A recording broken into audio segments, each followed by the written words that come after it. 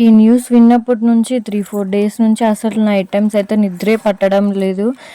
ఏ దాని గురించి మాట్లాడుతున్నాను అనుకుంటున్నారా? అదేనండి, వైష్ణవి గురించి. వాళ్ళ భర్తే తనని చంపేశాడంటే చాలా బాధగా అనిపించింది. ప్రేమించి మరీ పెళ్లి చేసుకొని కట్నం కోసం ఒక అమ్మాయిని అంత దారుణంగా పొడిచి పొడిచి చంపాల్సిన అవసరం ఏముంది చెప్పండి. అసలు ఈ జనాలు అసలు మారరనుకుంటాను. అసలు తను చనిపోయి ఇప్పటికీ వారం రోజులు అవుతుంది, ఇంకా వాడు బ్రతికే ఉన్నాడు. అలాంటోన్ని నరికి నరికి నడి రోడ్డు మీద ఉరి తీయాలి వాన్ని. అలాంటోన్ని అసలు బ్రతకనివ్వకూడదు. తనకి అంత ఇష్టం లేనప్పుడు తనని మ్యారేజ్ చేసుకోవడం ఎందుకు, మళ్ళీ చంపి వెళ్ళిపోవడం ఎందుకు? వదిలేసి వెళ్ళిపోవాల్సింది. వాళ్ళ అమ్మ వాళ్ళ పేరెంట్స్ వాళ్ళు చూసుకుంటారు కదా.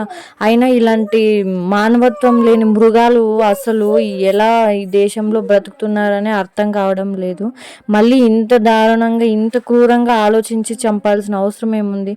తను అంత లవ్ చేసినప్పుడు తన ముఖం చూసైనా కూడా తనని వదిలిపెట్టాలని మనసించలేదేమో. వాళ్ళ అమ్మ ఏడుస్తుంటే అలాంటి ఏడుపు ఏ కుటుంబంలోనూ జరగకూడదని మనస్ఫూర్తిగా అయితే కోరుకుంటున్నాను. అలాంటి పరిస్థితి ఎవ్వరికీ రాకూడదు. చాలా అంటే చాలా బాధ అనిపించింది. ఎంత చక్కగా ఉందంటే అంత బాగుంది ఆ అమ్మాయి అయితే. అసలు ఇలాంటి మనుషుల్ని వదిలిపెట్టకూడదు. వాళ్ళని కూడా ఏదో ఒకటి చేయాలి. ఈశ్వర్ వైష్ణవి తన ఆత్మ శాంతి ఇవ్వాలని మనస్ఫూర్తిగా అందరం కోరుకుందాం.